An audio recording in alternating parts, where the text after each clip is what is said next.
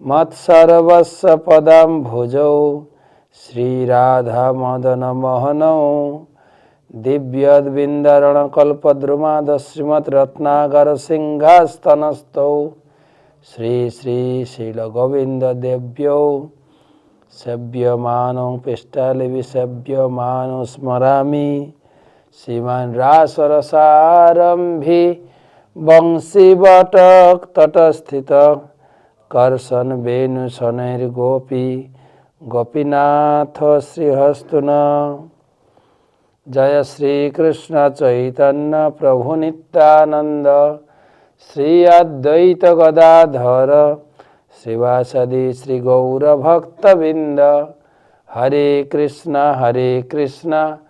कृष्ण कृष्ण हरे हरे हरे राम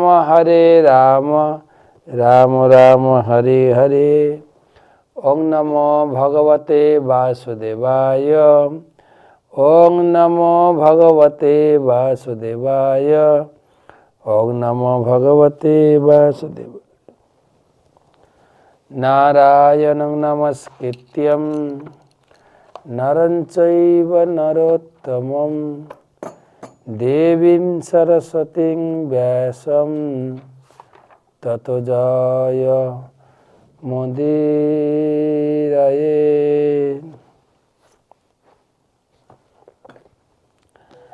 तमादिदेवं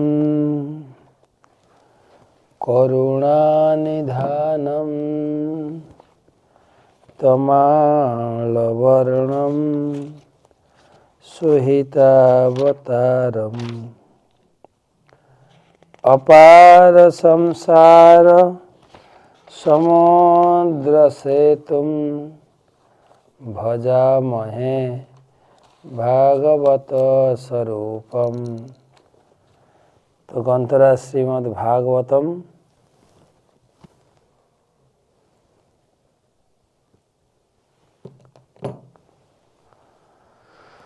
तृतीय स्कंध दशम अध्याय आज के अंतिम क्लास सृष्टिर विभाग।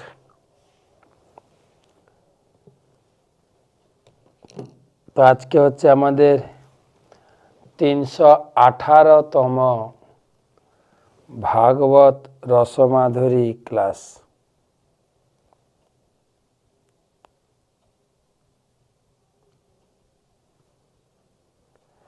तो क्लासे उपस्थित समस्त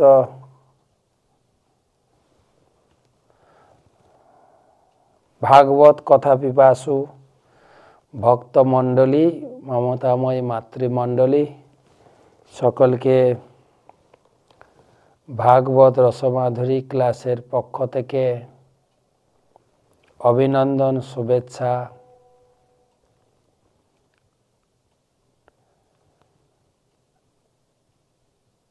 तो भागवत पाठेर शुरूते आमी आशीर्वाद प्रार्थना करी एवं आमार भक्तिपूर्ण प्रणाम निवेदन करी आमार श्री गुरुपाद पद्मे। नमो विष्णुपादाय कृष्ण प्रेष्ठाय भूतले श्रीमते जय पताका स्वामी निति नामिने। नमो आचार्य पादाय निताय कृपा प्रदायिने गौर कथा धामदाय नगर ग्राम तारिणे।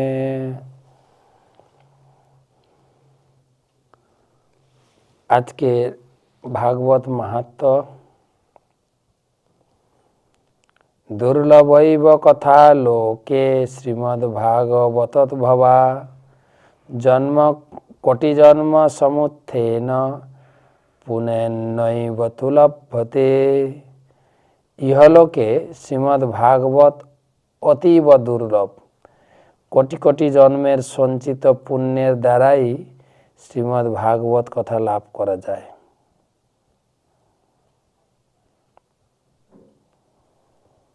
तो आज के आमादेर आलोचना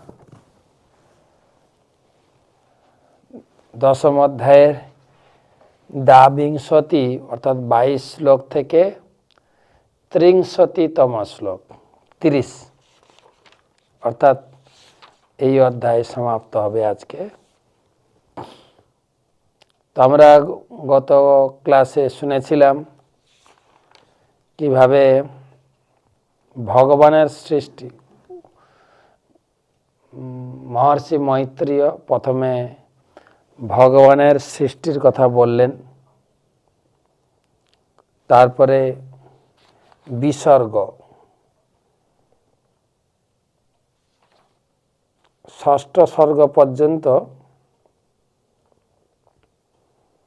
ব্রহ্মা সৃষ্টি করেছেন। এখন ষষ্ঠ স্বর্গ পর্যন্ত ভগবান সৃষ্টি করেছেন। আর সপ্তম থেকে বিসর্গ অর্থাৎ ব্রহ্মা কি কি সৃষ্টি করলেন। প্রথমে তিনি স্থাবর সৃষ্টি করেছেন, বৃক্ষসমূহ 6 প্রকার বৃক্ষ, বনস্পতি, ঔষধি, লতা, তক্সার, বিরুধ আর দ্রুম।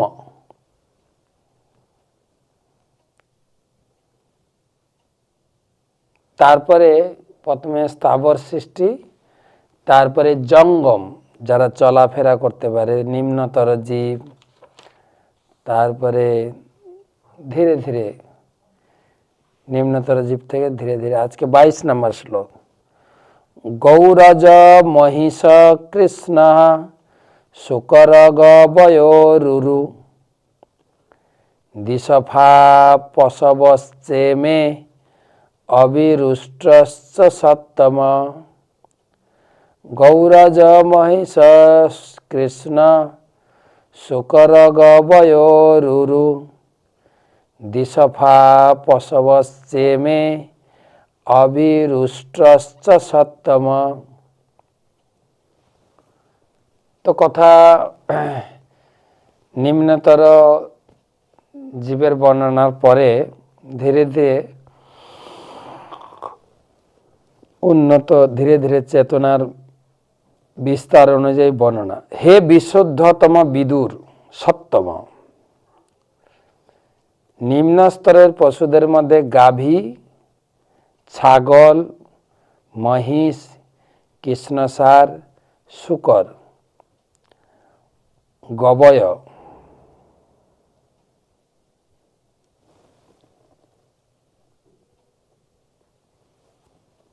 হরিণ, ভেড়া, উট, এরা সকলে 2 খুর বিশিষ্ট। গৌরজ মানে গাভী,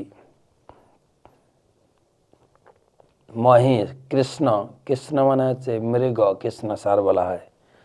শূকর মানে শূকর। গবয়,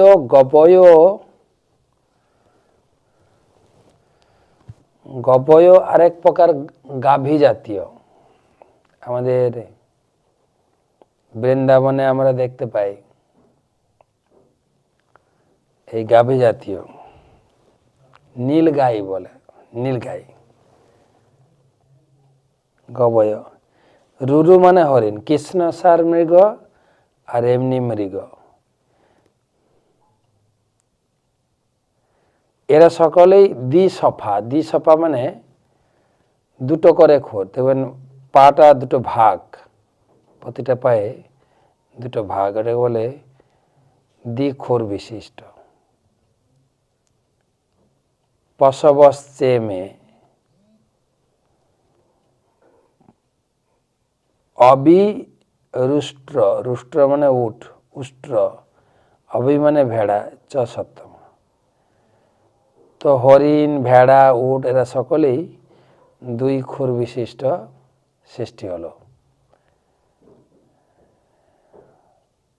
তারপরে 1 খুর বিশিষ্ট খরশ্বতর গৌর সরভশ্চমরি তথা এতে চৈক সফা খত্য শ্রেণু পঞ্চনখান পশুন। খর অশ্ব সতর গৌর সরভ চমরি তথা এতে চৈক সফা খত্য শিণু পঞ্চ নখান প্রসূন। তারপরে অশ্ব মানে ঘোড়া, খচ্চর, গর্ধব,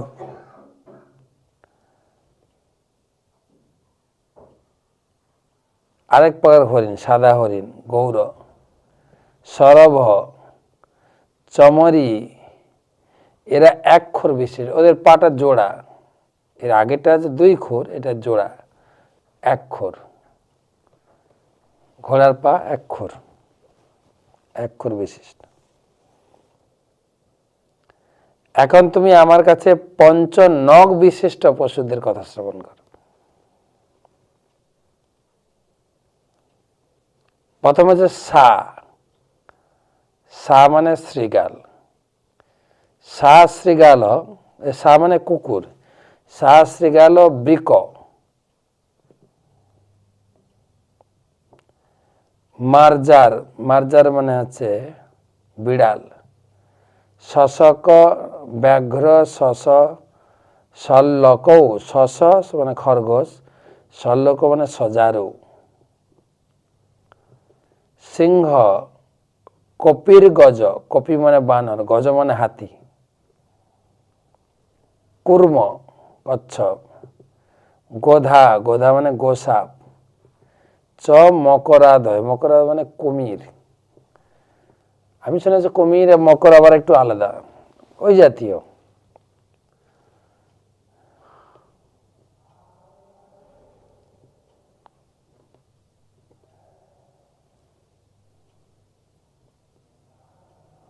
কত প্রকারের? প্রথমে হলো 2 খোর, তারপরে 1 খোর, তারপরে 5 নখ, পায়ের 5টা করে নখ আছে। সা শৃগাল বৃক ব্যাঘ্র মার্জার শল্যক সিংহ কপির গজঃ কুর্ম গোধা চ মকরাদয়। সা মানে কুকুর, কুকুর, শৃগাল, ব্যাঘ্র, বৃক, বৃক মানে নেকড়ে, বিড়াল, শশক, সজারু, সিংহ, বানর, হস্তি, কুর্ম, কুমির, গোসাপ ইত্যাদি 5 নখ বিশিষ্ট। আমরা কালকে শুনেছিলাম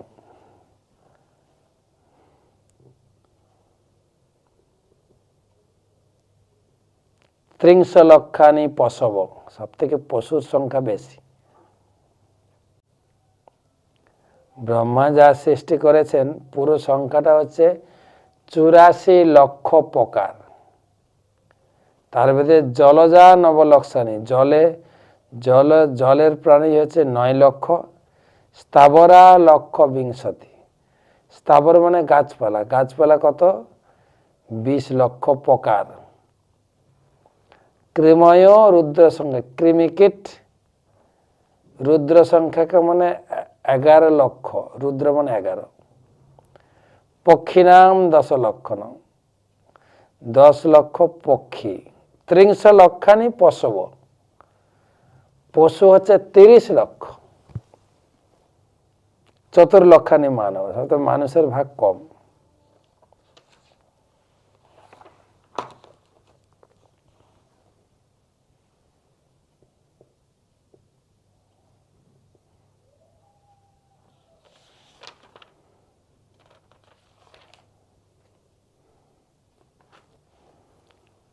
कंक गृध्र बक सेन भास भल्लुक बर्हिन हंस सारस चक्राहो कालो काकलोकादय खगा। कंक गृध्र बक सेन भास भल्लुक बर्हिन हंस सारस चक्राहुक आकलोकादय खगा। कंक माने क्रौंच, गिद्ध माने शकुनी, बक बाज बैस भाल्लुक मयूर हंस सारस चक्रवात काक पेचक इत्यादि पक्षी। এরা হচ্ছে পক্ষী।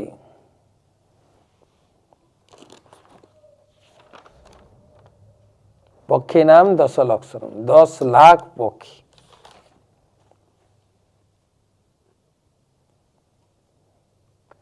এর উপরে মানুষ।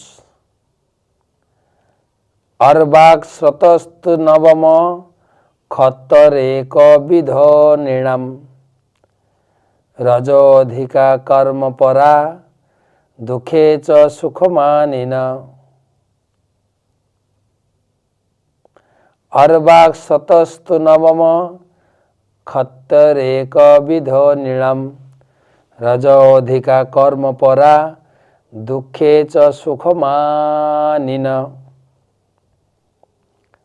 নিম্নগামী খাদ্যনালী বিশিষ্ট যে মনুষ্য শ্রেণী তা শুধু এক প্রকার এবং তারা হচ্ছে নবম সৃষ্টি। মানুষের মধ্যে রজগুণের প্রাধান্য অত্যন্ত অধিক। তাই মানুষ নানা রকম দুঃখ দুর্দশার মধ্যে সর্বদা কর্মতৎপর এবং তারা সর্বতভাবে নিজেদের সুখী বলে মনে করে। বলছে মানুষ নিজের দুঃখ দুর্দশা নিজে তৈরি করে।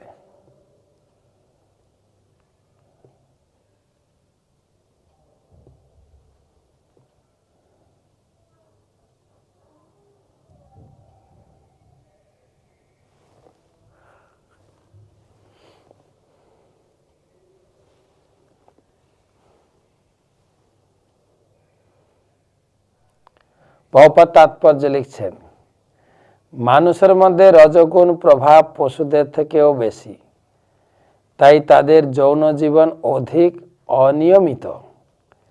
যৌন ক্রিয়ার জন্য পশুদের নির্দিষ্ট সময় রয়েছে, কিন্তু মানুষদের এই প্রকার কার্যের কোনো নির্দিষ্ট নিয়মিত সময় নেই। জড় জগতের ক্লেশ থেকে মুক্ত হওয়ার জন্য মানুষদের উন্নত চেতনা প্রদান করা হয়েছে, কিন্তু অজ্ঞানের ফলে তারা মনে করে তাদের এই উন্নত চেতনার উদ্দেশ্য হচ্ছে জড় জগতের সুখ স্বাচ্ছন্দ্য বৃদ্ধি করা।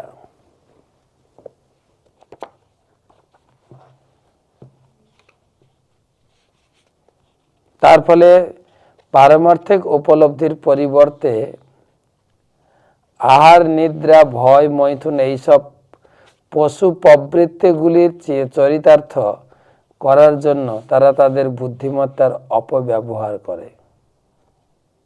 জড়জাগতিক সুযোগ সুবিধা বৃদ্ধি করার দ্বারা মানুষ অধিকতর ক্লেশকর পরিস্থিতি সৃষ্টি করে।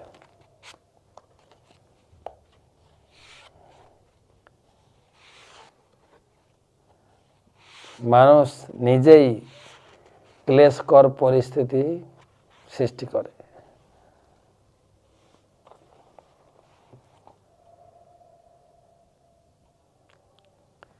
কিন্তু জড় প্রকৃতির প্রভাবে মহাচ্ছন্ন হওয়ার ফলে দুঃখ দুর্দশায় জর্জরিত হওয়া সত্ত্বেও নিজেদের সুখী বলে মনে করে। এমনকি পশুরা যে প্রাকৃতিক স্বাচ্ছন্দ্য ভোগ করে থাকে তা থেকে মনুষ্য জীবনের এই দুঃখ দুর্দশা আরো প্রবল। বলা আছে মানুষের থেকে পশু বেশি দুঃখ যন্ত্রণা ভোগ করছে।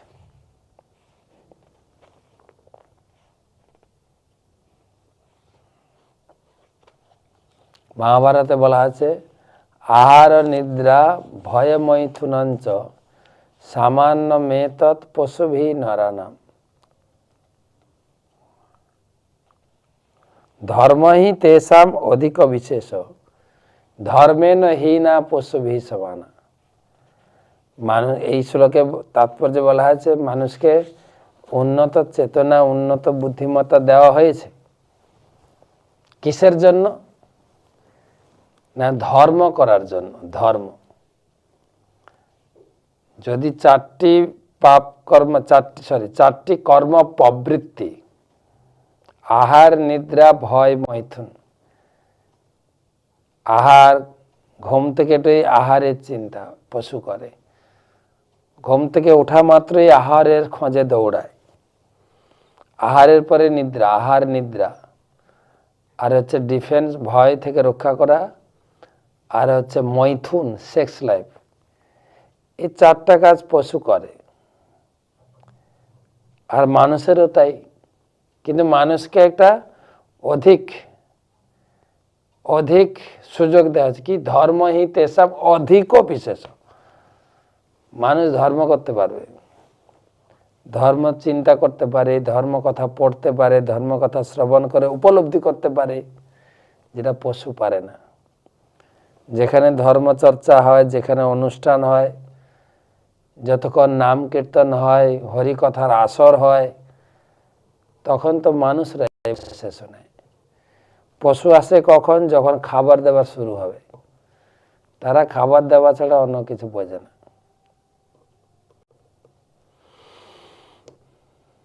মানুষকে অধিক দেওয়া হয়েছে সে ধর্ম চর্চা করবে। ধর্ম চর্চা যদি না করে, পশু ভি সমান। ভাগবত বলা হয়েছে নিদেহ মাধ্যম সুলভম সুদুর্লভম প্লবম সুকল্পম গুরু কর্ণধার।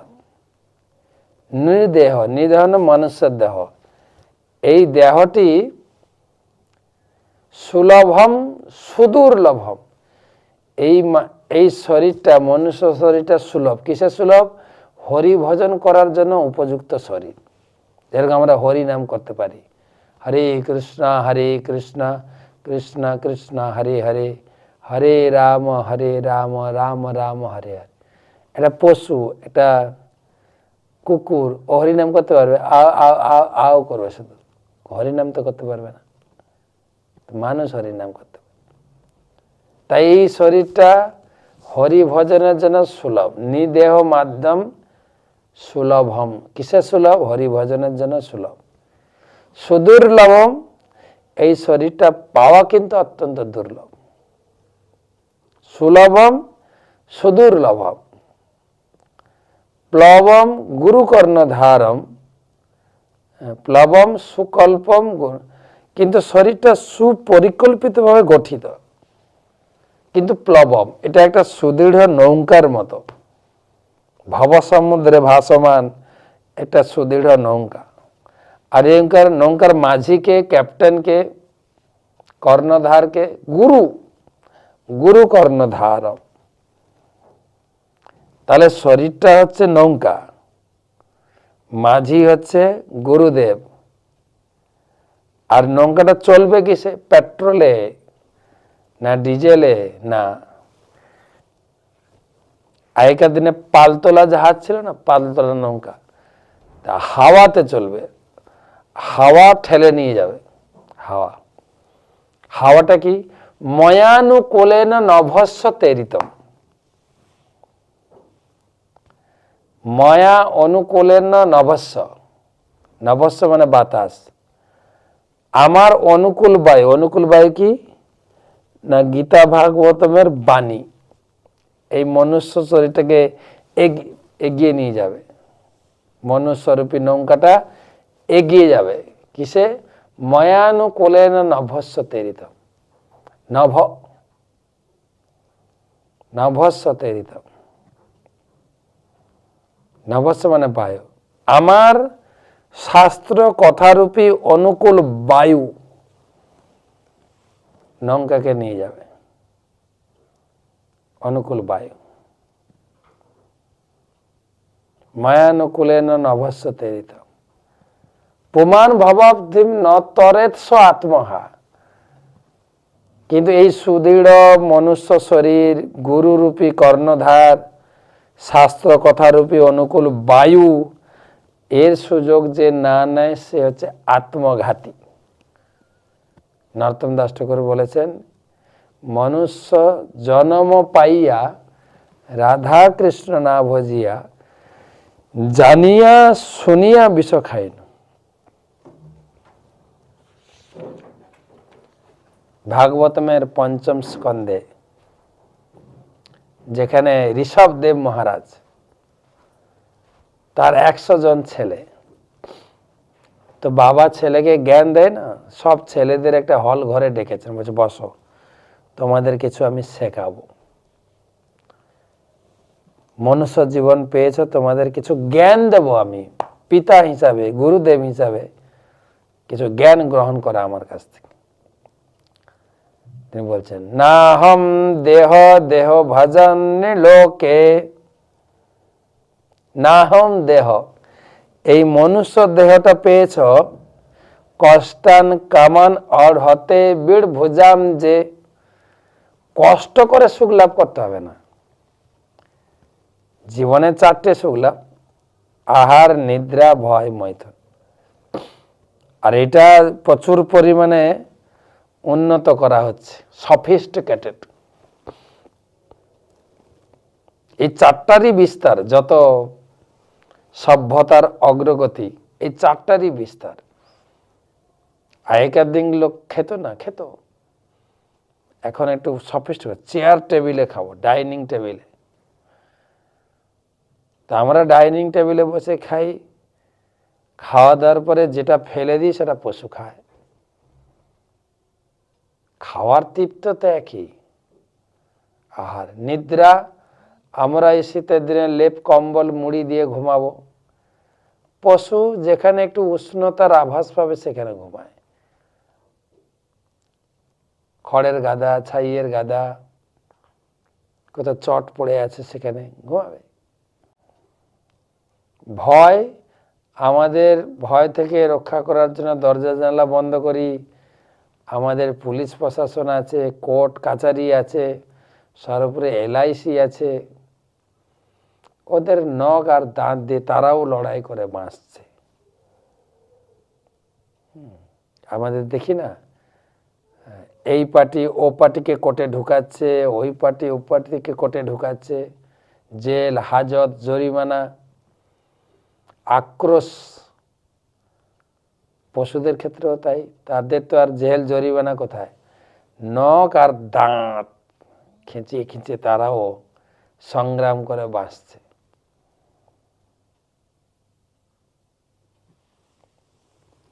ভয়, মৈথুন, আমরা দরজা জানলা বন্ধ করে দিয়ে গোপনে মৈথুন সুখ উপভোগ করি, তারা রাস্তাঘাটে সুখ তো একই। এই 4টা কাজ প্রচুর পরিমাণে ডেভেলপ হয়েছে। তাই প্রভুপাদ তার বক্তৃতায় কখনো কখনো বলেছেন, আমাদের সভ্যতার উন্নতি হচ্ছে সফিস্টিকেটেড অ্যানিম্যাল সোসাইটি, পরিমার্জিত পশু সমাজ। আর এখন তো বুঝতে আর অসুবিধা নেই, পশুদের সঙ্গেই প্রীতিটা বেশি। সব বাড়িতে কুকুর ঢুকে গেছে, পশুপ্রেমী, পশু চিন্তা ভাবনা, সব পশুর মতো জীবনযাপন।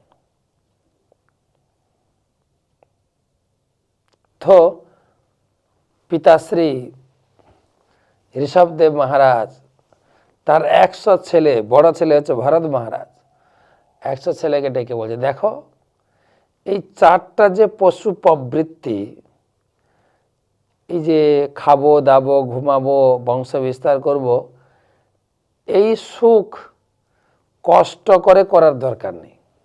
কষ্টান কামান অর্হতে বিড় ভুজাম, যে পড়াশোনা করবে, চাকরি পাবে, ঘর বাঁধবে, সুখ লাভ করবে।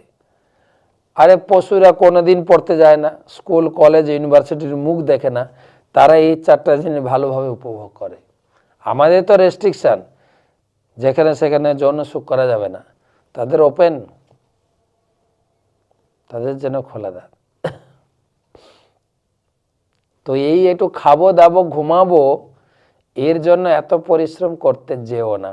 কষ্টান কামান অর্হতে বিড় ভুজাম, বিট ভুজাম মানে হচ্ছে 20টা বোঝে শুকর, সে আমাদের থেকে আরো ভালো সুখে আছে। ও কোনোদিন লেখাপড়াও করে না, কারোর চাকরির জন্য কারোর পিছনে ছোটেও না, তারও সুখ ভোগ করে। তো এইটুকু তুচ্ছ সুখ, যৌন সুখ, গৃহ সুখ, নিদ্রা সুখ, আহার সুখ পাওয়ার জন্য এত কষ্ট। আমরা দেখি না সমাজে, খাই কতটুকু, 50 গ্রাম 100 গ্রাম চাল, পরিশ্রম করি কত, ইনকাম করি কত,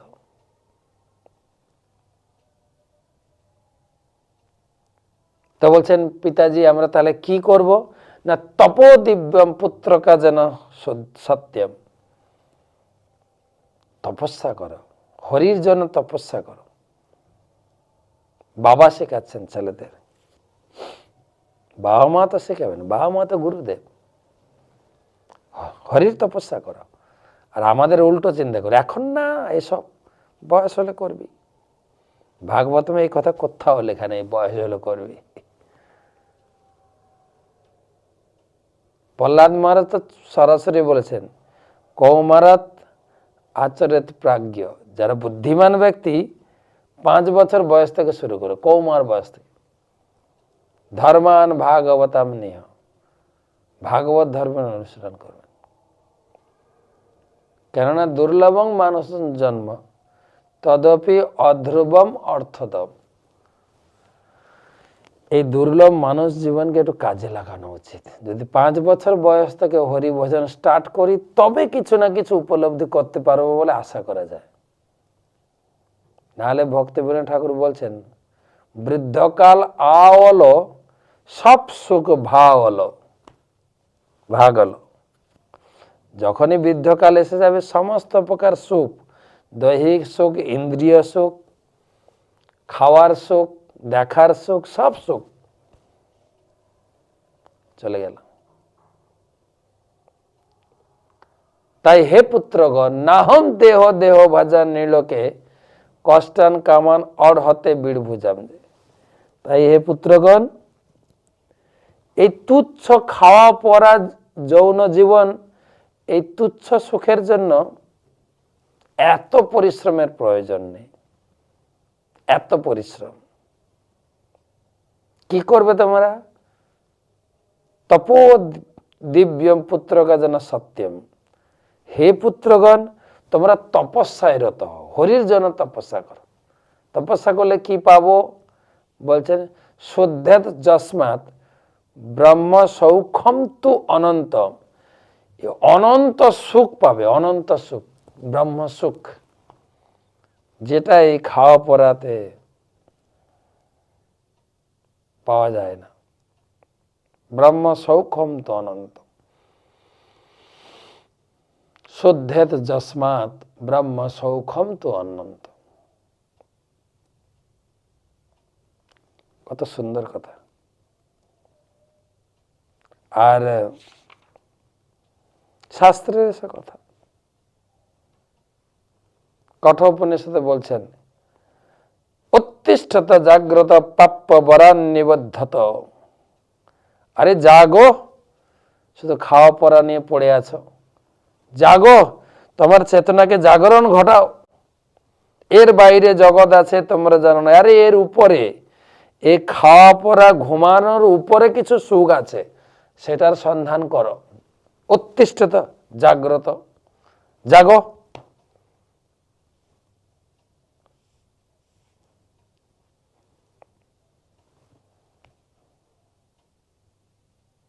পশু জীবনেও আচার্যগণ কোথাও কোথাও লিখেছেন, পশু পাখি ঝুরে পাষাণ বিদরে শুনি যার গুণগাথা। এমনকি পশু পাখিরাও অনুভব করে ভগবত ভক্তির সুখ।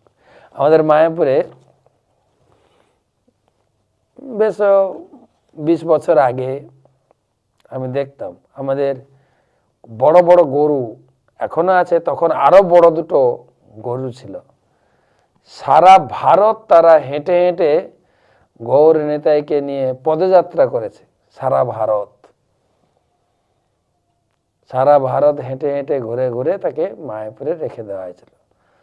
মায়াপুরে থাকতো, খোলা থাকতো দুটো গরু, খুব বড় বড় শিং, খুব বড় চেহারা।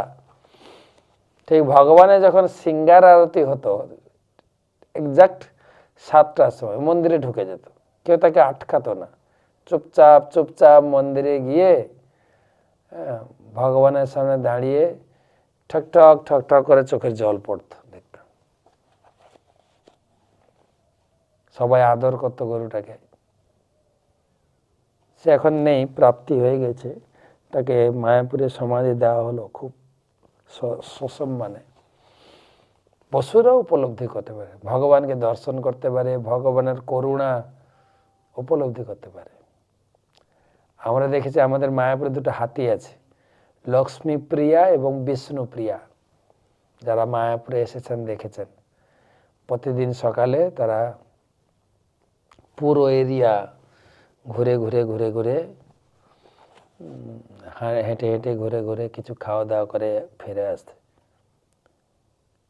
তো প্রতি শনিবার রাস পূর্ণিমা থেকে গৌর পূর্ণিমা পর্যন্ত প্রতি শনিবার দুটো হাতি ভগবানকে পিঠে নিয়ে বিশাল শোভাযাত্রা সহকারে, সামনে কীর্তনের দল, ব্যান্ড পার্টি, বিভিন্ন প্রকারের বৈদিক মন্ত্র, শঙ্খধ্বনি, উলুধ্বনি, হরিধ্বনি, মশাল, পতাকা, ঝাঁঝর, বিশাল ডিজে লাগিয়ে পুরো কীর্তন টিম, নৃত্য, মাতাজিদের সুন্দর পদের তাল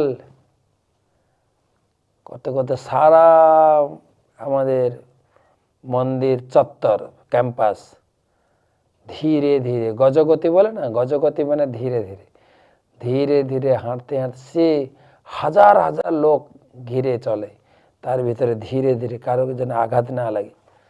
উপরে বসে আছেন ঠাকুর রাধাকৃষ্ণ, রাধা মাধব, আর ব্রাহ্মণেরা, দুই ব্রাহ্মণ দুদিকে চামর ঢুলাচ্ছেন, দুজন কি বলে ময়ূর পাখা ব্যঞ্জন করছেন, পূজারী আরতি করছেন, সেভাবে ধীরে ধীরে চলছে সবাইকে দর্শন করতে করতে, দর্শন দিতে দিতে। মাঝে মাঝে অল্প রাস্তা গেলেই ভোগ নিবেদন হচ্ছে, ভোগ নিবেদন হচ্ছে, আরতি হচ্ছে। তো ঠাকুর আছেন অনেক উপরে হাতির পিঠে, আর সামনেই হাতির সামনেই ঠাকুরকে নিবেদন করা আছে। যখন নিবেদন করা হয় চুপচাপ দাঁড়িয়ে থাকে হাতিটা।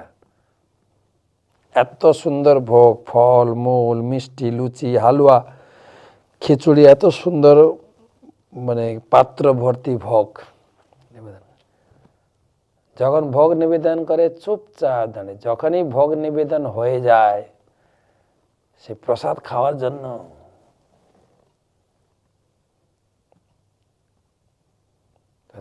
যে পূজারি ভোগ লাগানোর পরে আগে হাতিকে খাওয়ায়।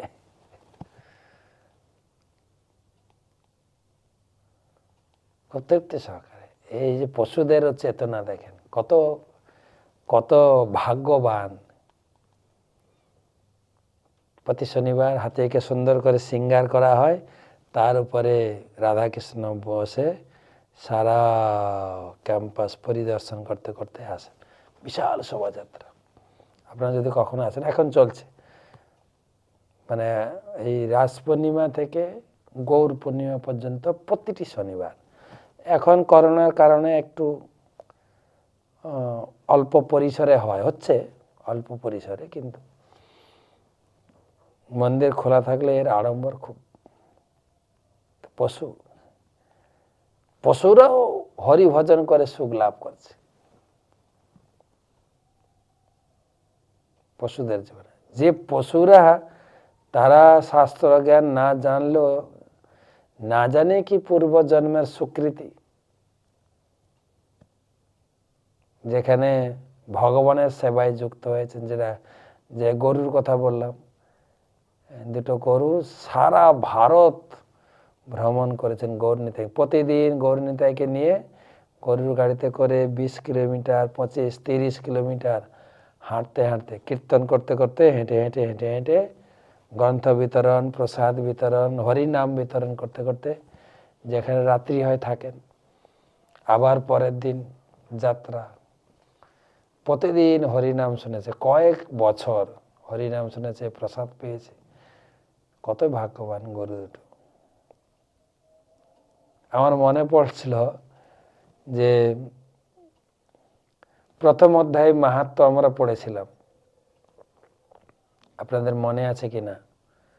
ভগবান নারায়ণ লক্ষ্মীকে বলছেন যে ভগবদ গীতা কেউ যদি একটি শ্লোক অর্ধ শ্লোক 1/4 শ্লোকও পড়ে প্রতিদিন, সে সুশর্মা ব্রাহ্মণের মতো সেও উচ্চ গতি লাভ করবে। তোর মা লক্ষ্মী জিজ্ঞাসা করছেন সুশর্মা ব্রাহ্মণটা কে, কিভাবে তার উচ্চ গতি লাভ হয়েছিল? তখন ভগবান বিষ্ণু বলছেন, প্রিয় লক্ষ্মী, সুশর্মা ব্রাহ্মণ, সে ছিল ব্রাহ্মণ, কিন্তু সে উচ্চ শ্রেণীতে জন্ম হলেও সে একজন অতি দুষ্ট এবং খুবই পাপী ছিল। ব্রাহ্মণ পরিবারে জন্মগ্রহণ করলেও তার বৈদিক জ্ঞান ছিল না। অন্যকে আঘাত করে সে আনন্দ পেত, কোনোদিন নাম জপ করতো না, দান ধ্যান অতিথি সৎকার তো কিছুই করেনি। কেবল জীবিকা নির্বাহের জন্য জঙ্গলে যেত, শাক পাতা ফল মূল সংগ্রহ করে বাজারে বিক্রি করত, আর ওই টাকা দিয়ে মদ্য মাংস ভোজন করত, এইভাবে জীবনযাপন করত। একদিন সুশর্মা ব্রাহ্মণ জঙ্গলে এই শাক পাতা সংগ্রহ করতে গিয়ে একটা সর্প দংশনে মারা গেল, আর তার ফলে সে অনেক দিন তাকে নরকে নিক্ষেপ করা হলো। বহুদিন নরক যন্ত্রণা ভোগ করার পরে সে একটা ষাঁড় দেহ লাভ করলো। আর ষাঁড় দেহ লাভ করলো, তো যে বাড়িতে ষাঁড় জন্মগ্রহণ করলো সে বাড়ির লোক তাকে বাজারে বিক্রি করলো। একটা খোঁড়া লোক সেটাকে কিনেছে, আর সেই ষাঁড়টাকে দিয়ে ভারী ভারী বোঝা বয়। বেশ কিছুদিন যাওয়ার পরে একদিন ষাঁড়ের উপরে এত বোঝা চাপিয়েছে এবং তাকে খুব আঘাত করছে দ্রুত গতিতে চলার জন্য, সে হোঁচট খেয়ে ষাঁড়টি মারা যায়। ষাঁড়টি অজ্ঞান হয়ে পড়ে থাকলো, সব লোক জড়ো হয়ে গেছে, ষাঁড়টার কি হলো? আর সবাই দেখছে, তার ভিতরে কয়েকজন লোক তারা চিন্তা করলো, ষাঁড়ের প্রতি দুঃখ প্রকাশ করে, যে আমি যদি কখনো কিছু ধর্মকর্ম করে থাকি তার পুণ্য ফল আমি ষাঁড়টাকে দিলাম। তো একজন যেই দিয়েছে সবাই চিন্তা করছে আমি কিছু দিই। ওখানে একটা বেশ্যা ছিল, সে চিন্তা করছে আমি কি কখনো কোনোদিন পুণ্যকর্ম করেছি? ঠিক আছে, যদি করে থাকি তার পুণ্য আমি এই ষাঁড়টাকে দিলাম। তার ষাঁড়টি মারা গেল, তাকে জমালয়ে নিয়ে যাওয়া হয়েছে, কিন্তু যমরা তাকে বলল তোমাকে নরক যন্ত্রণা ভোগ করতে হবে না, কেননা সেই বেশ্যা যে তোমাকে পুণ্য দান করেছিল সেই পূর্বকৃত সুকৃতির ফলে তুমি সরাসরি ব্রাহ্মণ ঘরে জন্মগ্রহণ করো। আর কে ব্রাহ্মণ ঘরে জন্মালো, কিন্তু এই যে সুকৃতির ফলে তার পূর্বজন্মের স্মৃতি সব মনে থাকলো। যে যমরাজ তাকে বলেছে যে বেশ্যা তোমাকে পুণ্য দান করেছে, তার ফলে তোমার নরক যন্ত্রণা ছুটকারি হয়ে গেল, সে তখন সেই ব্রাহ্মণ শরীরে সেই বেশ্যাটাকে খুঁজতে শুরু করলো, যে আমাকে পুণ্য দান করেছিল ষাঁড় শরীরে, যার ফলে আমি পশু জীবন থেকে সরাসরি ব্রাহ্মণ শরীর পেলাম। তো খুঁজে খুঁজে একদিন বেশ্যার সন্ধান পেয়েছে, তার কাছে গিয়ে জিজ্ঞাসা করছে যে আপনি কি আমাকে চিনতে পারছেন? বলছে না। বলছে আপনি কোনোদিন রাস্তায় একটা ষাঁড় মরে পড়েছিল, সব লোক জড়ো হয়েছে, অনেক লোক জড়ো হয়েছিল, তারা তাদের কিছু কিছু পুণ্য অর্পণ করেছিলেন, আর আপনিও সেখানে ছিলেন, আপনিও চাইছিলেন আমি কিছু পুণ্য অর্পণ করি। আপনি বললেন আমি যদি কোনো পুণ্য করে থাকি তার পুণ্য ফল দান করলাম। তো কি এমন পুণ্য করেছিলেন আমাকে দিয়েছেন যার ফলে আমি পশু জীবন থেকে সরাসরি ব্রাহ্মণ শরীর লাভ করলাম? বেশ্যাটি বলছে জানি না কি পুণ্য করেছি, তবে আমার ঘরে খাঁচাতে একটা পাখি আছে, তোতা পাখি।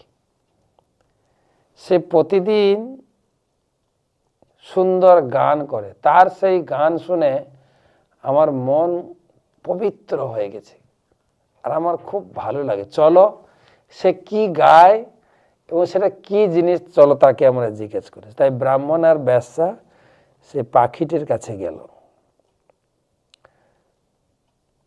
তো পাখিটি তখন বলছে, আচ্ছা তাই নাকি, আচ্ছা। তখন পাখিটি তার পূর্বজন্মের ঘটনা বলছে। পাখি বলছে যে আমি আমার পূর্বজন্মের ইতিহাস বলবো। পূর্বজীবনে আমি একজন পণ্ডিত ব্রাহ্মণ ছিলাম, কিন্তু অহংকার বশত আমি অন্য ব্রাহ্মণদের সম্মান দিতাম না, বিদ্রুপ করতাম, ঈর্ষাপরায়ণ ছিলাম। আর তার দরুন আমার মৃত্যুর পর আমাকে নরকে যেতে হয়েছে, বহুকাল বাস করার পর পাখি দেহ লাভ করলাম পরের জীবনে। কিন্তু আমার সেই পাখি জীবনেও আমার অতীত কর্মের ফল হিসাবে আমাকে জন্ম দিয়েই আমার জন্মদাতা পিতামাতা মারা যায়, আমাকে অসহায় বাঁচতে হয়। এক সময় পিতামাতা মারা যাওয়ার পরে আমি রাস্তায় একটা তপ্ত বালুতে একা পড়েছিলাম। সৌভাগ্যবশত ওই রাস্তা দিয়ে কিছু সাধু মুনি তারা স্নান সেরে ওই রাস্তায় ফিরছিলেন। তো তারা আমার এই অসহায় অবস্থা দেখে তারা আমাকে তুলে নিয়ে তাদের আশ্রমে নিয়ে যায়, আশ্রমে একটা খাঁচার ভিতরে রাখে।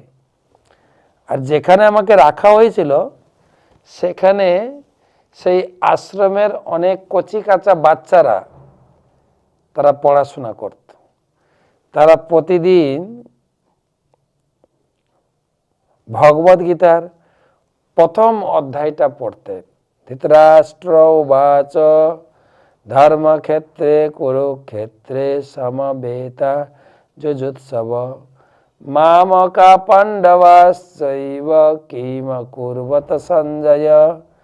সঞ্জয় উবাচ দৃष्ट्वा তু পাণ্ডবানীকম মূঢ়ম দুর্যোধনস্তদা আচার্যমুপসংযম্য রাজা বচন অব্রবীৎ পশ্যৈতাং পাণ্ডুপুত্রাণাম আচার্যমহতিম চমু বুঢ়াং দ্রুপদপুত্রেণ তব শিষ্যেন ধীমতা অত্র সুরা মহেশাসা ভীমার্জুন সমাযুজি যুযুধান বিরাটস্য দ্রুপদস্য। এইভাবে পুরো প্রথম অধ্যায় সে শিশুরা অত্যন্ত মধুর সুরে গান করতে করতে পড়ত, আর তাদের কাছে শুনে শুনে আমিও গান গাইতে শুরু করি। তোতা পাখি, টিয়া পাখি খুব ক্যাচিং পাওয়ার, যা শুনে একবার মনে পড়ে রেখে দেয়। তো খুবই ভালোভাবে দিন কাটছিল। একদিন সাধুমণিরা আশ্রম ছেড়ে গেলে একজন দুর্বৃত্তি পরায়ণ সে ওটাকে চুরি করে নিয়ে বাজারে বিক্রি করে দেয়, আর তুমি আমাকে কিনেছ। আমার সেই অভ্যাসটা থেকেছিল, সেই শিশুরা যে প্রথম অধ্যায়ে পাঠ করতেন সেই সুরেই আমি পাঠ করতে থাকি প্রতিদিন, আর সেটাই তোমার শুনে শুনে মুখস্থ হয়েছে। সেই হচ্ছে প্রথম অধ্যায়ের পুণ্য। তো ভগবান বিষ্ণু বলেন প্রথম অধ্যায় আবৃত্তি করে তোতা পাখিটি শুদ্ধ হয়েছিল, সে আবৃত্তি শুনে বেশ্যাটিও পূর্ণরূপে পরিশুদ্ধ হয়েছিল, আর সেই পূর্ণ ফল বেশ্যা সেই ষাঁড়কে দিয়েছিল। আর এই কাহিনী শোনার পর বিষ্ণু শর্মা সেই বেশ্যা প্রতিদিন গীতার প্রথম অধ্যায় পাঠ করে করে তাদের জীবনের শেষে ভগবত গতি প্রাপ্ত হয়েছিল। জাস্ট আমি বললাম পশুরাও সমাজের কি উপকার করতে পারে দেখেন। তাই আচার্যগণ বলছেন পশু পাখি ঝরে পাশানো বিধরে, শুনি যার গুণ। পশু পাখিও ভগবানের গুণ মহিমা কীর্তন করে তারা তাদের হৃদয় বিগলিত হয়, আনন্দ অশ্রু চোখ দিয়ে নেমে আসে। কিন্তু আমরা মানুষ উন্নত চেতনা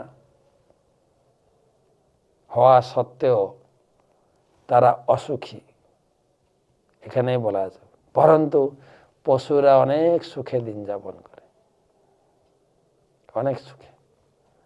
তো সেটাই বলছেন তাৎপর্যে যে মানুষকে অধিক সুযোগ প্রদান করা হয়েছে, কিন্তু মানুষ প্রচুর দুঃখী, আর এই নিজের দুঃখ দুর্দশা নিজেই সৃষ্টি করেছে। আচার্যগণ বলছেন, মোর কর্ম মোর হস্তে গলায় বান্ধিয়া কুতর্ক বিষ্ঠা করতে ফেলিয়েছে ডারিয়া, ফেলে দিয়েছে। আমার এই দুঃখ দুর্দশার পরিস্থিতির জন্য আমি দায়ী, আমার হাত দায়ী। মোর হস্ত মোর কর্ম গলায় বাঁধিয়া, আমার দুঃখ দুর্দশার জন্য অন্য কাউকে দোষ দেওয়া যাবে না, কিন্তু আমার কর্মের ফল আর আমার হাত, এই হাতই পুণ্য করতে পারে আবার পাপ করতে পারে, এই দুটো হাতেরই কাজ। তাই মহাপ্রভু তো তিনি আহ্বান করলেন, বিশেষ করে ভারত ভূমিতে মনুষ্য জন্ম হইল যার, ভারতে যাদের জন্ম, বিশেষ করে বাংলাদেশে অবিভক্ত ভারত, সেই ভারত ভূমির ধন্য সন্তানের জন্য আহ্বান জানিয়েছেন মহাপ্রভু। জন্ম সার্থক করো ফার্স্ট, কিসে? হরি নাম করো, হরি চিন্তা করো, হরি পূজা করো, হরি নাম প্রচার করো। জন্ম সার্থক করি, করো পর উপকার। প্রথম তো জন্মের সার্থক করি, তারপরে পর উপকার করতে পারো। পর উপকার কাজ, পর উপকার কি? জগতে যা কিছু রাজনৈতিক নেতা বা সরকার যা করছে এটা উপকার, কিন্তু পরম উপকার মানুষকে কৃষ্ণ ভক্তি শেখানো। ইংরেজিতে একটা কথা আছে, if you give a fish he will come again. Fish মানে মাছ বোঝায়, কিন্তু ফিশ মানে খাদ্য। তুমি যদি কাউকে খাবার দান করো, সে আবার আসবে কালকে খাবার চাইতে। If you teach a fish he will get himself. কিন্তু তাকে যদি খাদ্য সংগ্রহ করা বা খাদ্য তৈরি করার কৌশলটা শিখিয়ে দাও, সে নিজের খাদ্য নিজে জোগাড় করতে পারে। এই শিক্ষাটা আমাদের দিতে হবে। আমরা অমৃতস্য পুত্রা, অমৃতস্য ঈশ্বর সন্তান, কিন্তু ঈশ্বরকে ভুলে গিয়ে আমি এই সংসারের মালিক, আমি এই সমাজের মালিক, দেশের মালিক বলে কেবল দুঃখ দুঃখ আর দুঃখই ভোগ করছে। গীতায় তো ভগবান দুঃখ করে বলছেন, প্রকৃতি ক্রিয়া মানানি গুণই কর্মাণি সর্বস। আরে আমি সবকিছু করছি, তোমার সংসার আমি চালাচ্ছি, তোমাকে জন্ম দিয়েছে, তোমাকে পালন পোষণ করছি, তোমার সংসারের সবাইকে দেখভাল করছি আমি। প্রকৃতি ক্রিয়া মানে আমি প্রকৃতি, জড়া প্রকৃতি দিয়ে তোমার সংসারটাকে আমি ধারণ করে রেখেছি। প্রকৃতি ক্রিয়া মানানি গুণই কর্মাণি সর্বস, সব কিছু। কিন্তু অহংকার বিমূঢ়াত্মা কর্তা আমি করছি আর তুমি নাম কিনছ। করছি আমি, নাম কিনছ তুমি,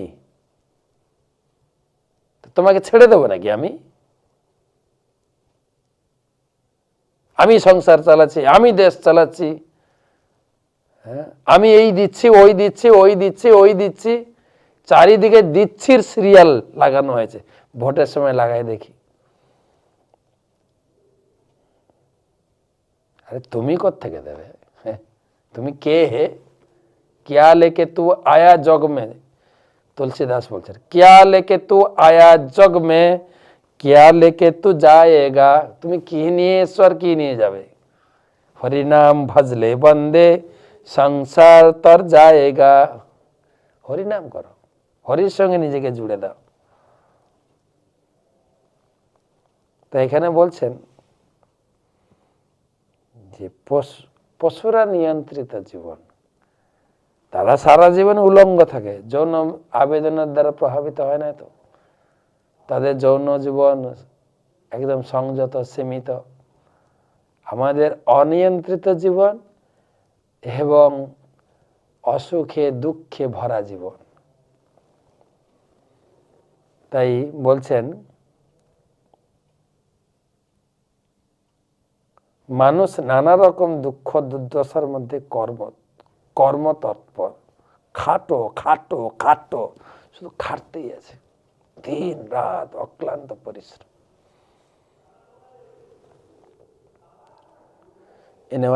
আর কয়টা শ্লোক আছে? তো মনুষ্য সৃষ্টি হলো 27 নম্বর শ্লোক। বৈকৃতাস্ত্রয় বৈতে দেব স্বর্গশ্চ সপ্তম বৈকারিকস্তু যপ্রোক্ত কৌমারস্তু ভয়াত্মক। বৈকৃতাস্ত্রয় বৈতে দেব স্বর্গশ্চ সপ্তম বৈকারিকস্তু যপ্রোক্ত কৌমারস্তু ভয়াত্মক। হে সপ্তম বিদুর, এই শেষ 3টি সৃষ্টি এবং দেবতাদের সৃষ্টি হচ্ছে বৈকৃতি সৃষ্টি, যা পূর্বে বর্ণিত প্রাকৃত সৃষ্টি থেকে ভিন্ন। চতুষ্ছন্দের সৃষ্টি প্রাকৃত, ওই বৈকৃত উভয়াত্মক। এগুলো সৃষ্টির বিভিন্ন বিভাগ। বৈকারিক দেব সৃষ্টি 8 প্রকার। দেব স্বর্গশ্চাষ্টবিধ বিবুধা পিতর সুরা গন্ধর্বাপ্সর সিদ্ধ্যা যক্ষ রক্ষাংসি চারণা ভূত প্রেত পিশাচাশ্চ বিদ্যাধ্রা কিন্নরাদয় দশৈতে বিদুরাখ্যাতা স্বর্গাস্তে বিশ্বস্বীকৃতা। দেব স্বর্গশ্চাষ্টবিধ বিবুধা পিতর সুরা গন্ধর্বাপ্সরো সিদ্ধ্যা যক্ষ রক্ষাংসি চারণা ভূত প্রেত পিশাচাশ্চ বিদ্যাধ্রা কিন্নরাদয় দশৈতে বিদুরাখ্যাতা স্বর্গাস্তে বিশ্বস্বীকৃতা। বৈকারিক দেব সৃষ্টি 8 প্রকার। দেবতা, দেব, পিতৃ, অসুর, গন্ধর্ব, অপ্সরা, যক্ষ, রাক্ষস, সিদ্ধ, চানর ও বিদ্যাধর, ভূত, প্রেত ও পিশাচ, কিন্নর, এসবই ব্রহ্মা সৃষ্টি করেছেন। এইসব মনুষ্যের মধ্যে 4 লক্ষ মনুষ্যের মধ্যে এগুলো হচ্ছে ভাগ। 4 লক্ষ মানুষ, চতুর্লক্ষানি মানবা। দেবতারাও মানুষের মধ্যে পিতৃ, অসুর, গন্ধর্ব, অপ্সরা, এরা উন্নত লোকে থাকেন আমাদের উপরে। যক্ষ, রাক্ষস, সিদ্ধ, চানর, বিদ্যাধর, যারা বিদ্যাধর গায়ক, বাদক, ভূত, প্রেত, পিশাচ, কিন্নর। এ সংক্ষেপে মহাত্মা মাইত্রেয় তিনি বর্ণনা করছেন। বিস্তার তো ব্যাখ্যা তো বিস্তার, কেননা জলজা নবলক্ষানি, জলচর জীব এসেছে 9 লক্ষ, জলজা নবলক্ষানি, স্থাবরা লক্ষ বিংশতি, 20 লাখ হচ্ছে গাছপালা, কৃময় রুদ্র সংখ্যাকা, কৃমিকীট হচ্ছে 11 লক্ষ, পক্ষী নাম 10 লক্ষণ, 10 লাখ পাখি, 30 লক্ষানি পশু, 4 লক্ষানি মানুষ। মানুষ মাত্র, মানুষের সংখ্যা খুব কম, কেননা নিম্নতর জীবের সংখ্যা বেশি, মানুষের সংখ্যা খুব কম, কেন দুর্লভ। মনুষ্য শরীর সবাইকে দেওয়া হয় না। প্রভুপাদ এই সিদ্ধ, চানর, কিঙ্কর, ভূত, প্রেত সম্বন্ধে লিখছেন। শ্রীমদ্ ভাগবতমে 2য় স্কন্ধে বিশ্লেষণ করা হয়েছে যে সিদ্ধরা হচ্ছেন সিদ্ধলোকের অধিবাসী, মানে উপর লোকে। তারা বিনা জানে মহাশূন্যে ভ্রমণ করতে পারে, যেরকম নারদ মুনি, তিনি এমনি আকাশে উড়ে বেড়ান, না হেলিকপ্টার, না বিমান, না রথ, কিছুই নেই।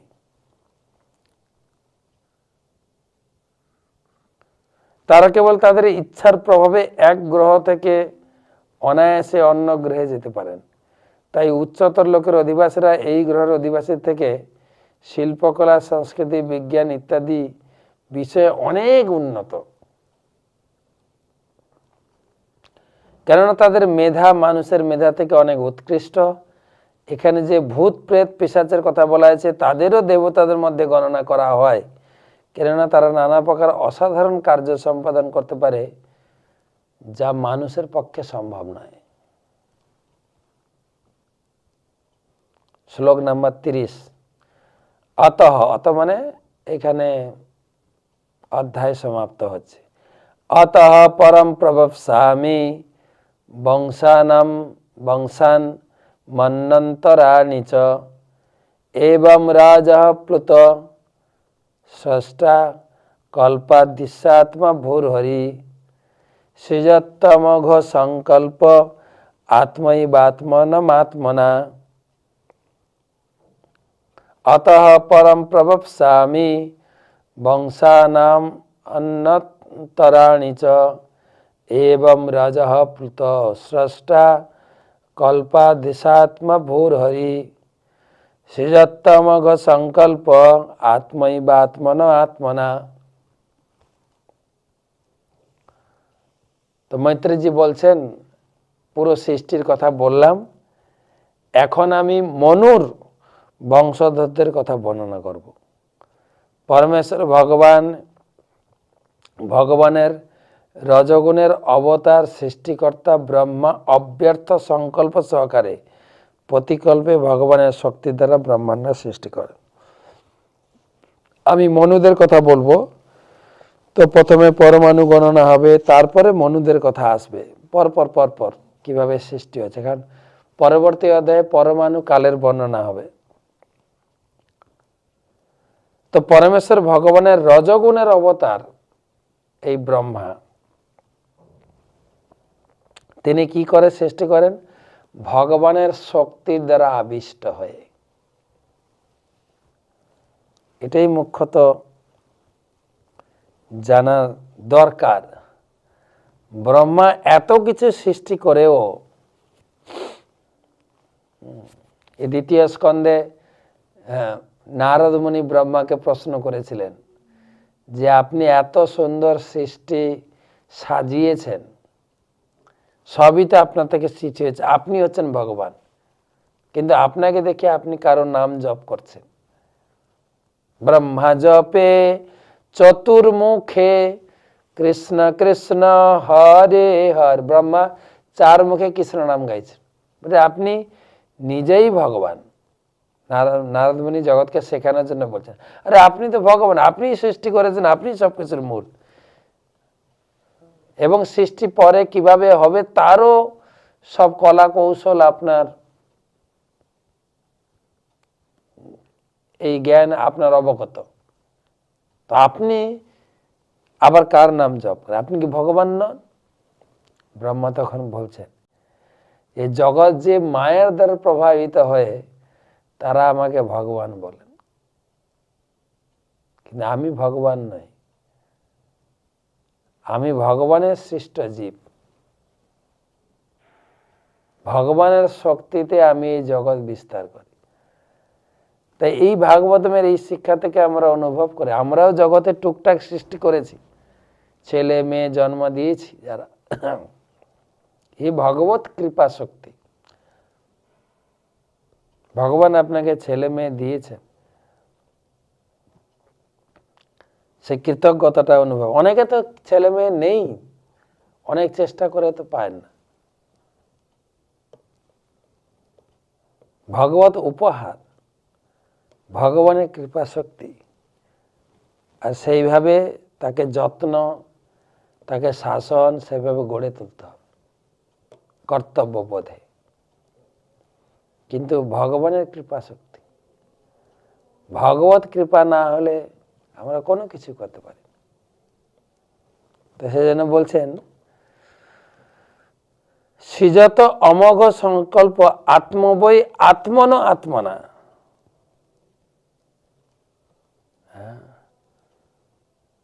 কল্প দিশাত্ম ভ্রু হরি। প্রতিকল্পে যে ব্রহ্মা সৃষ্টি করেন, কল্পের শুরুতে কল্পান্ত পর্যন্ত আত্মভূ হরির কৃপায়। হরি বুদ্ধি প্রদান করেন, শক্তি প্রদান করেন এবং অনুপ্রেরণা প্রদান করেন, তার ফলে আমরা কাজ করতে পারি। তাই ব্রহ্মা যেভাবে ভগবত কৃপা বলে তিনি সৃষ্টি করছেন, জগৎকে বিভিন্ন স্থানে বিস্তার করছেন, সেইখান থেকে আমাদের এই জ্ঞান হওয়া উচিত। আমরা যেন কখনো আমি সব এই মূর্খের মতো দাবি যেন না করি। তো এইখানে তৃতীয় স্কন্ধের 10ম অধ্যায়ের সম্পূর্ণ করলাম। এবারে কালকে আমরা একাদশ অধ্যায় পড়ব। শুধু একটা ঘোষণা দিয়ে রাখি যে আগামী রবিবারের টকশো সরস্বতী পূজা, সরস্বতী পূজা সম্বন্ধে আপনার সন্দিহান প্রশ্ন আপনি পাঠাবেন, আমরা আলোচনা করব। তো এখন কয়েকটা প্রশ্ন উত্তর আমরা আলোচনা করি। যদি আপনাদের প্রশ্ন থাকে প্রশ্ন পাঠিয়ে দিন আজকের আলোচনার পরিপ্রেক্ষিতে।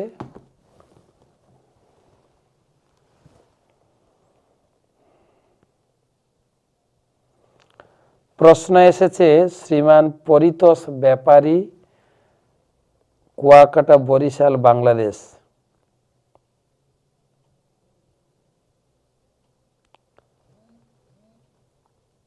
মহারাজ, আমার প্রশ্ন, 84 লক্ষ যোনি ভেদ করে আমরা মনুষ্য জন্ম পেয়েছি, কিন্তু এর আগে আমরা কোন জন্মে ছিলাম সেটা বুঝবো কি করে? সেটা বোঝার দরকার আছে কি?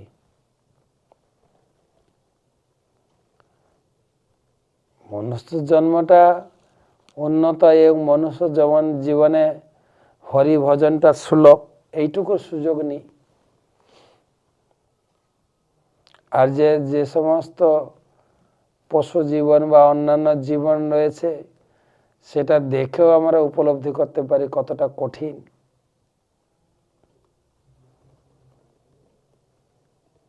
সেটা জানার দরকার আছে বলে মনে হয়।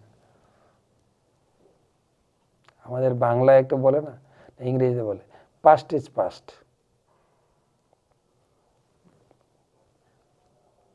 যে জীবনে থাকি না কেন ভগবত কৃপা অথবা কোনো পূর্ব স্বীকৃতি অথবা সাধুদের অহেতুকী কৃপা,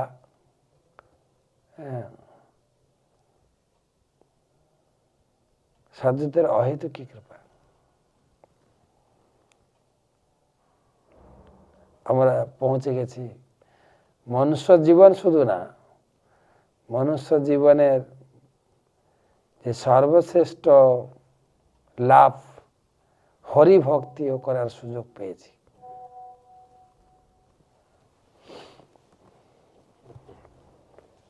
চেতনা 5 প্রকার। আচ্ছাদিত চেতনা গাছপালার, সংকুচিত চেতনা পশু পাখি, মুকুলিত চেতনা সাধারণ মানুষ। মনুষ্য জীবনে চেতনার মুকুল ঘটেছে, কিন্তু সেই চেতনাবান ব্যক্তি যদি হরি ভজনে যুক্ত হয়, বিকশিত চেতনা, মুকুলিত থেকে বিকশিত, আর হরি ভজন করে যদি সিদ্ধি লাভ করতে পারে, পূর্ণ বিকশিত।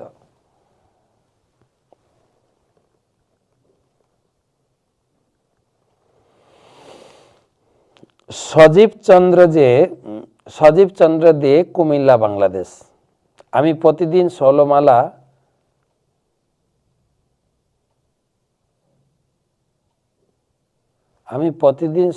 মালা মোবাইলে কোনো কারণবশত কোনো একদিন 1 মালাও জপ হলো না, তখন কি করব?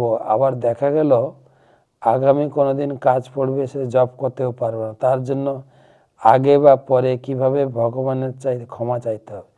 ক্ষমা চাওয়ার থেকে বড় কাজ হচ্ছে নামটা পূর্ণ করতে হবে। ক্ষমা তো চাইবেন, কিন্তু নাম পূর্ণ করতে হবে। আজকে যদি 16 মালা না হয়, যদি আপনি প্রতিজ্ঞা করে থাকেন যে প্রতিদিন 16 মালা জপ করবেন, হ্যাঁ, তাহলে আপনাকে করতে হবে। আর যদি মনে করেন আমার সময় এত নেই, আমি 4 মালা করবো, করুন। আপনার সময় সাপেক্ষে আপনি সেইভাবে সংকল্প করবেন। যারা সাধারণত আমাদের ইস্কনের দীক্ষা গ্রহণ করেছে গুরুদেবের চরণে, তাকে 16 মালা জপের প্রতিজ্ঞাবদ্ধ হতে হয়। আপনি যদি আপনার সময়, আপনার কাজ, দৈনন্দিন জীবন প্রণালীকে কেন্দ্র করে আপনি সেই রকম মালা জপের সংকল্প করবেন, 4 মালা, 6 মালা, 8 মালা, আপনি এটাকে ভাবাবেগে আমি 16 মালা করব, দরকার নেই। আর যদি করে থাকেন, আজকে করতে পারেন, কালকে করতে পারেন, পরশু দিন আপনাকে করতে, বা তারপরের দিন ধীরে ধীরে প্রতিদিনে 16 মালা করবেন, আর যা বাকি আছে একটু একটু একটু করে পূরণ করে দেবেন, তাহলে ঠিক আছে।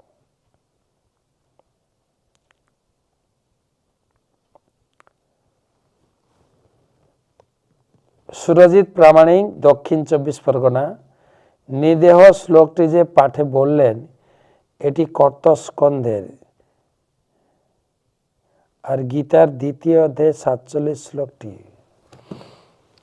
নিদেহ মাধ্যম শ্লোকটি হচ্ছে ভাগবতমের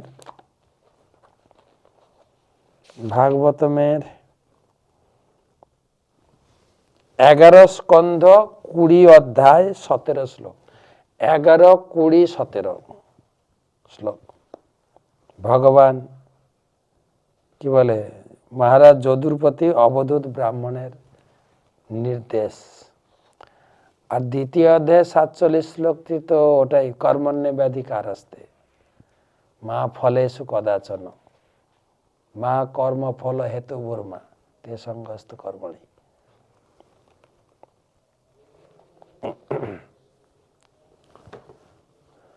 তারপরে প্রশ্ন, প্রীতম দাস, বনগাঁও, উত্তর 24 পরগনা। কোন ভক্তের কাছ থেকে যদি অভক্তের মতো আচরণ পাই, তাহলে কি বলে নিজেকে সান্ত্বনা দেব?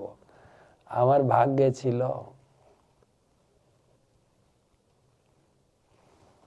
বড়ই কঠিন। আমি মাঝে মাঝে উদাহরণ দিই, যে অভক্তরা তো খারাপ আচরণ করেই থাকে, সেটা মেনে নেওয়া যায়, কিন্তু ভক্তের কাছ থেকে কোনো খারাপ আচরণ হলে খুবই মর্মাহত হতে হয়, মানতে হয়। যে উদাহরণ দেওয়া যায়, উচ্ছে তো তিতো, নিম পাতা তিতো, এ কেউ মনে করে না তিতো বলে। যখনই ঝিঙ্গা তিতো বা কি বলে শশা তিতো পড়ে যায়, সেটা মেনে নেওয়া যায় না। কেন? শশা তিতো নয়, ঝিঙ্গা তিতো নয়। তো স্বীকার করতে হয় নিজের কর্মের ফল, আমার এটাই আঘাত ছিল, মেনে নিতে হয়।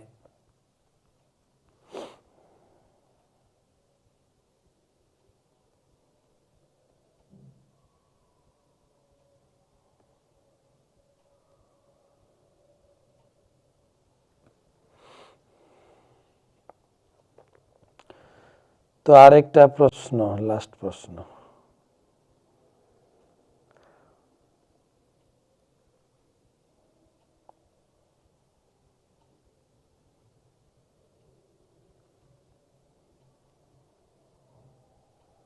প্রশ্ন প্রেমাংশু দত্ত, কলকাতা। ভগবদ গীতায় ভগবান বলেছেন, যে যা খাবে দেবদেবীকে নিবেদন করে খাবে। আবার তিনি আরেক জায়গায় বলছেন, আমার ভক্ত হও, আমাকে পূজা করে, আমাকে নিবেদন করে খাও। তো আমি জিনিসটা বুঝতে পারছি না। তো 3য় অধ্যায়ে ভগবান বলেছেন যে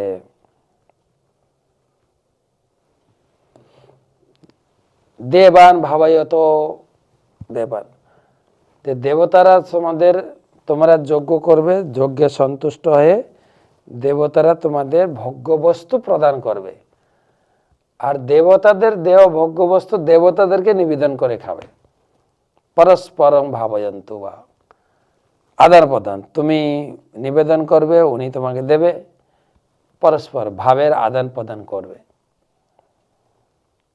কিন্তু পরের শ্লোকে, এটা গেল 12 নম্বর শ্লোক, 13 নম্বর শ্লোকে ভগবান বলেন, কিন্তু যারা আমার ভক্ত, যজ্ঞা শিষ্ট সিন্নাসন্ত, আপনি মিলিয়ে নেবেন 3:12 আর 3:13,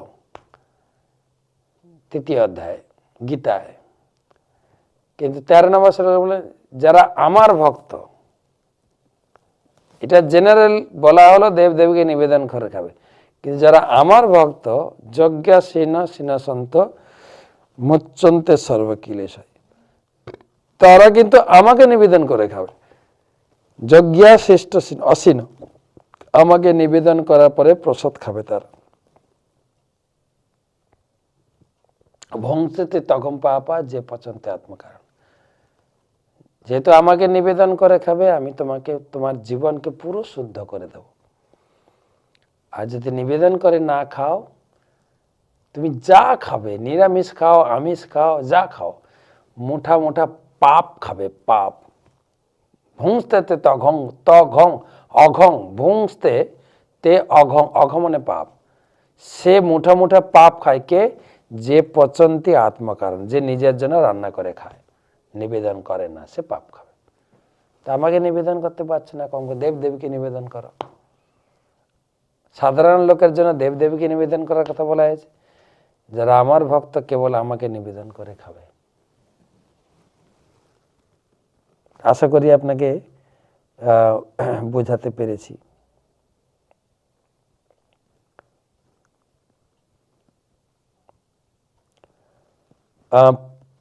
প্রমথেশ কয়াল, দক্ষিণ 24 পরগনায়, কৃপা করে যদি 5 প্রকার চেতনার কথা বলেন। আচ্ছাদিত, মাঝখানে একটা আছে সংকুচিত। আচ্ছাদিত মানে চেতনা আচ্ছাদিত হয়ে আছে, গাছপালার চেতনা। গাছপালারও চেতনা আছে, কিন্তু খুব কম আচ্ছাদিত। তারপরে হচ্ছে সংকুচিত, গাছপালার উপরে হচ্ছে পশু পাখি, গাছপালার থেকে চেতনা একটু উন্নত। সংকুচিত, হেড করলেও তারা উড়ে পালাবে, লাঠি দেখালে পালিয়ে যাবে, তারা বুঝতে পারে, কিন্তু গাছপালা চলে যেতে পারবে না। তাই গাছপালার চেতনাকে বলে আচ্ছাদিত, পশু পাখির চেতনাকে বলে সংকুচিত। তারপরে জেনারেল মানুষ, সবার জন্য মুকুলিত। যারা ভক্তি জীবন শুরু করছে তাদের চেতনা বিকশিত। যারা ভক্তি জীবনে সিদ্ধি লাভ করবে পূর্ণ বিকশিত।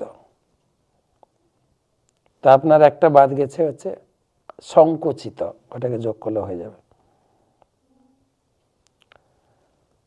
অসীম চাকদহ থেকে, কৃপা করে মনুষ্য জীবন 4 লক্ষ প্রকার, ব্যাপারটা একটু বুঝিয়ে বলো। তাই বলছি, এই শ্লোকে যেটা 28, 29 শ্লোকে বললেন, মনুষ্য, দেবতা, কিন্নর, চান্নর, ভূত, প্রেত, এসব মনুষ্যের ক্যাটাগরির মধ্যে। আমাদের এইখানে দেখুন না, আপনি চাকদায় আছেন, নদিয়া জেলা, নদিয়া জেলা এক ধরনের মানুষ। আপনি দেখুন বাঁকুড়ায় যান, তাদের এক ধরনের, আর দক্ষিণ ভারতে যান, অস্ট্রেলিয়া যান, আফ্রিকার লোক, চাইনিজ লোক, সব ভিন্ন ভিন্ন ভিন্ন ভিন্ন। এই পৃথিবীতে যারা যারা আছেন, 7টি মহাদেশে ভিন্ন ভিন্ন লোক। চায়নার লোকেরা কেমন দেখতে, কেমন কথাবার্তা, কি খায়, অস্ট্রেলিয়া কি বলে, আফ্রিকান লোকেরা কি খায়, বার্মা গেছিলাম, বার্মা, তাদের খাওয়া দাওয়া, চাল চলন সম্পূর্ণ আলাদা।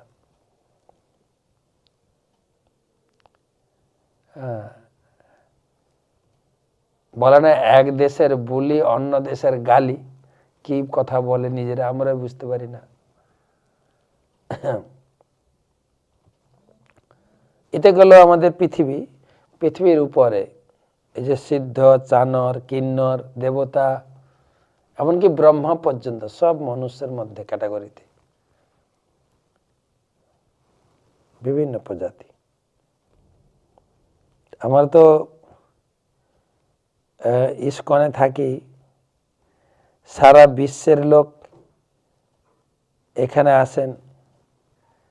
সারা বিশ্বের লোকের পরিচয় আমরা পাই তাদের চাল চলন স্বভাব চরিত্র সব আলাদা আলাদা, ভিন্ন ভিন্ন ভিন্ন ভিন্ন জাতি। তা আমি আপনাকে গুনে গুনে বলতে পারবো না যে, কিন্তু যে এখানকার লোককে এই বলা হয়। কিন্তু ভাগবতমে রয়েছে দ্বিতীয় স্কন্ধে পুলিন্দ পুলকসা, হুনান্দ্র পুলিন্দ পুলকসা, বিভিন্ন প্রজাতি, দেশের ভিন্ন ভিন্ন প্রজাতি প্রজাতি, আদিবাসী লোক, সাঁওতাল লোক, জবন, খসাদয়, সব আলাদা আলাদা আছে। তো সবাইকে ধন্যবাদ জানাই। তো কালকে নতুন অধ্যায় নিয়ে আসব,